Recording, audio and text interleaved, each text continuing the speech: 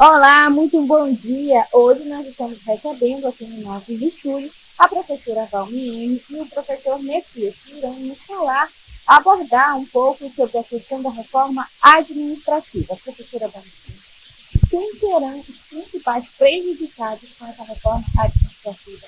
Servidores da saúde, da educação? Bem, obrigada pela oportunidade, vou dar início ao programa, para a gente trazer essa pauta que é importante. E nós estamos aqui, o professor Messias, compondo uma comissão de servidores, das universidades Federal do Amazonas, Universidade do Estado, IFAM, técnicos e professores, porque nós queremos realmente apontar que para a população que a reforma administrativa vai gerar um colapso, uma destruição do serviço público que nós conhecemos, o serviço público que sustenta os serviços de educação, de saúde, de segurança pública, de assistência social. Ou seja, a destruição do serviço público afeta não somente os servidores, mas afeta a classe trabalhadora. Então, a gente veio aqui dispostos a dialogar sobre o que é a reforma administrativa, como um projeto que vai alterar alguns dispositivos constitucionais, ou seja, da nossa legislação, que protege os nossos direitos enquanto pessoas, cidadãs, cidadãos, e que nós precisamos defendê-la. A Constituição é uma carta magna, construída ali em 1988, com ampla participação da população, e que garante que o Estado deve prover serviços públicos, e que esses serviços públicos devem ser feitos por servidores públicos estáveis, concursados, com seus direitos e direitos das condições de trabalho necessárias, com orçamento necessário para que essas políticas possam ser implementadas, e isso tudo que está em jogo.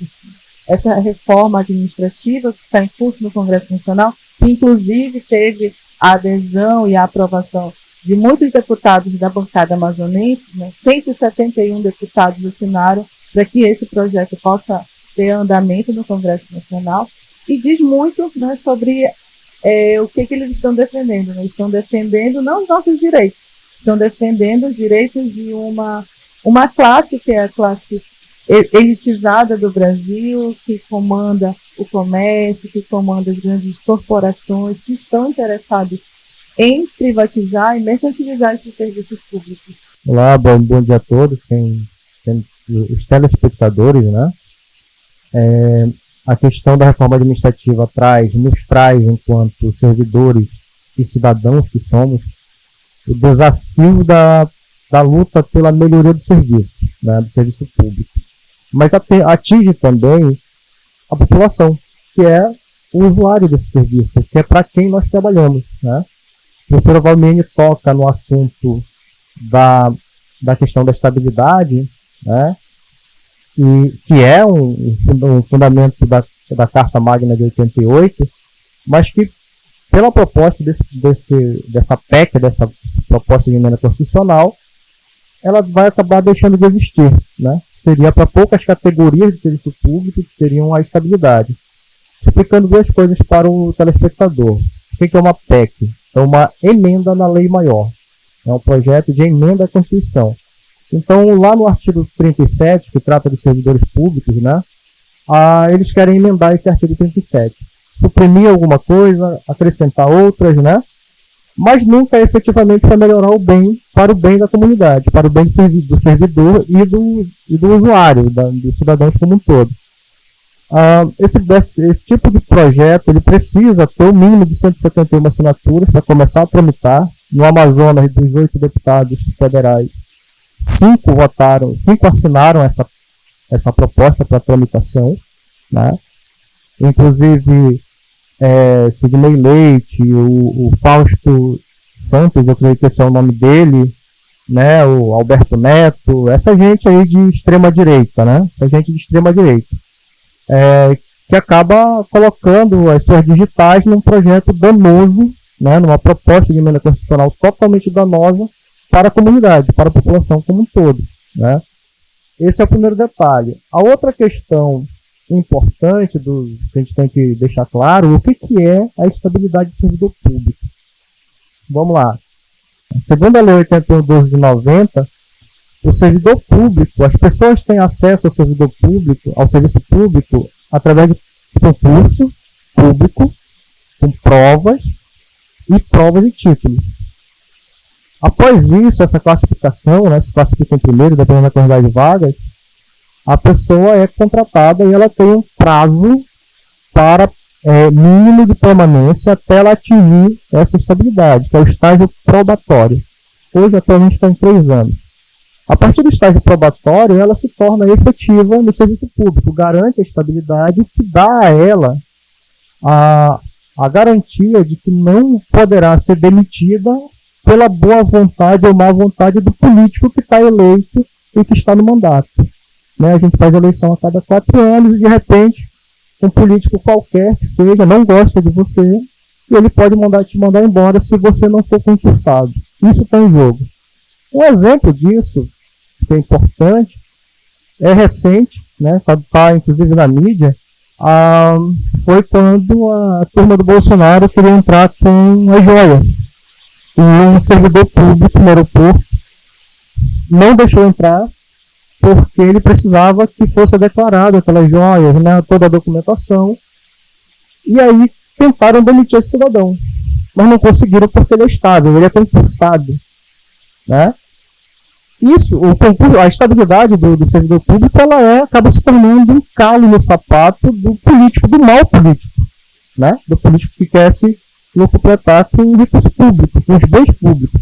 Né? E não raro a gente encontra, a título de exemplo, dependendo de municípios, há relatos de municípios, por exemplo, que no final de semana o secretário de alguma coisa está na viatura da secretaria lá na praia com churrasqueira e um balde de cerveja.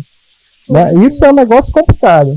Por isso a gente destaca, né, a importância desse haver serviço público, principalmente aqui em Capixaba, algumas dessas situações que, querendo ou não, a gente não sabe que realmente de fato acontece. Vale ressaltar que essa reforma administrativa ela não atinge somente o servidor da saúde, o servidor da educação, mas sim a população em geral.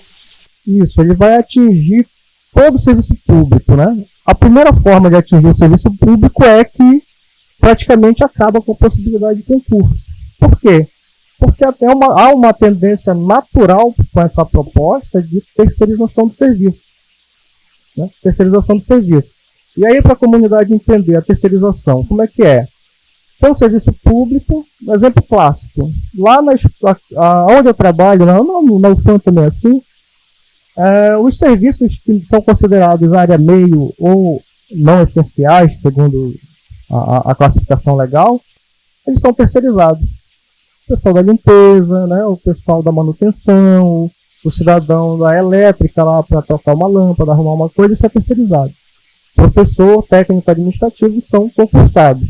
Né? E o que acontece com esse trabalhador terceirizado?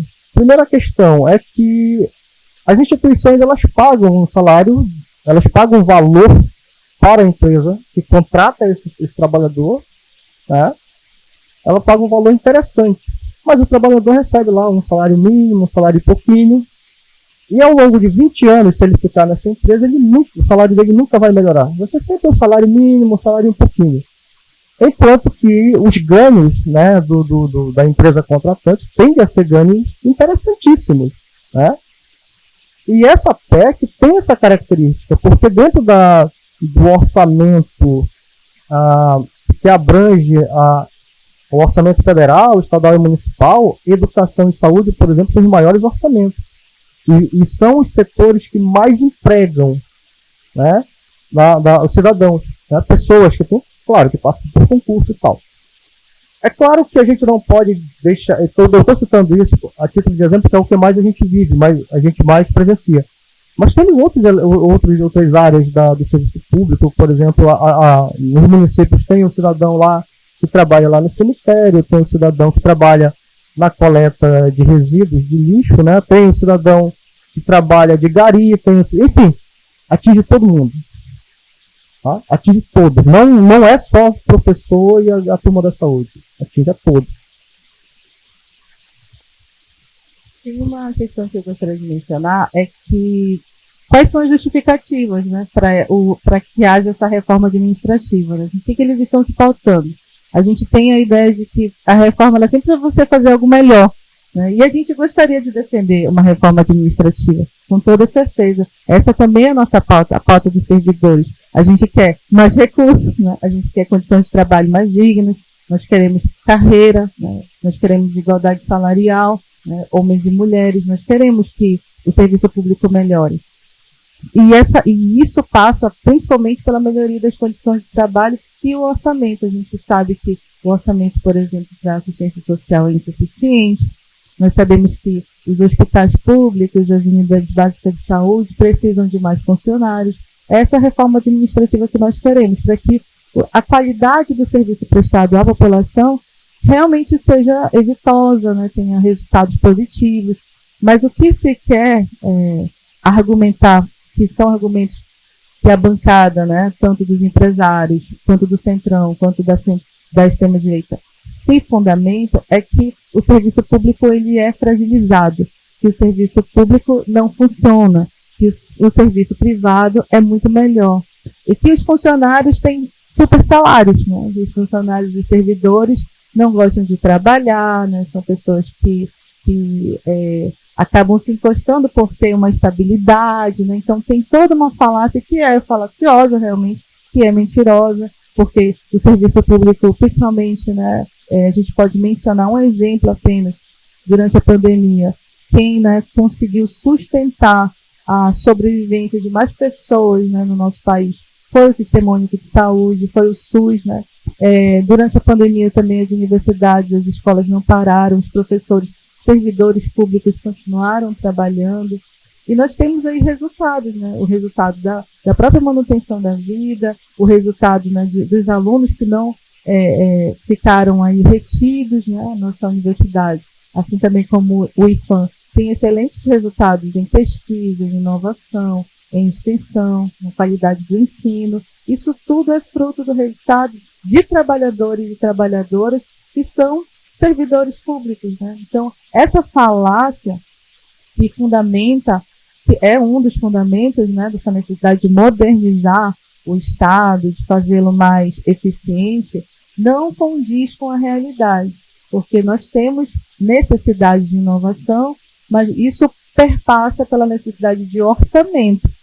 O que se quer com a reforma é que se diminua o orçamento, principalmente essa diminuição atrelada à diminuição da nossa carreira, a diminuição do nosso salário, a diminuição de custos, né? Quando o professor Messias fala sobre a possibilidade de nós não termos mais concurso público, é justamente essa a precarização que está posta. Isso também é justamente o alvo, né, dessa reforma administrativa, que esses postos deixem de existir para que se tenham menos vagas, ou se extinga as vagas para que pessoas ligadas a partidos políticos, a grupos políticos, possam ser apadrinhadas e serem colocadas no lugar de servidores públicos, profissionais, qualificados, né?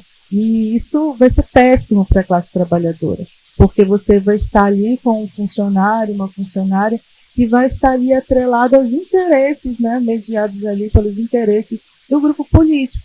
Né? Isso é muito sério, né? Isso é realmente muito grave que estamos colocando aqui. Interessante a gente abordar essa pauta sobre a reforma administrativa, que ela atinge o público em geral. E dia 29 vai acontecer nacionalmente a mobilização, e aqui em Parintins não será diferente. E nós mostramos a força que as ruas têm, que as redes têm, para conter a PEC da bandidagem, né, a PEC da blindagem, o PL da devastação, né? E nós continuamos na mobilização porque sempre nossos direitos eles vão estar ali como alvos, né? E a classe trabalhadora, quando está junta, tem muita força. Então a gente conta com vocês, a população, para nos apoiar nas redes e nas ruas, no dia 29, até que essa PEC realmente saia de tramitação e seja derrubada no Congresso Nacional. Nas redes sociais, vocês podem seguir o Senasep, que é o sindicato dos servidores do IFAM, né, dos institutos federais, o ONDES, e a ADUA, que é o sindicato dos professores da UFAM. Lá tem toda a nossa agenda, E também tem muito material, né, de divulgação, explicativo, com uma linguagem acessível, para que todo mundo entenda realmente os impactos dessa reforma. Nossos agradecimentos, estamos chegando ao final do nosso bate-papo muito interessante. E muito obrigada, professora Vanini, professor Messias, e nós ficamos por aqui. Aguardamos a sua participação. Não perca essa oportunidade e vá até a UFAM dia 29 de outubro, a partir de que horas, professora Vanini? A partir das 9 horas da manhã, você pode participar desse ato. Diga não à reforma administrativa.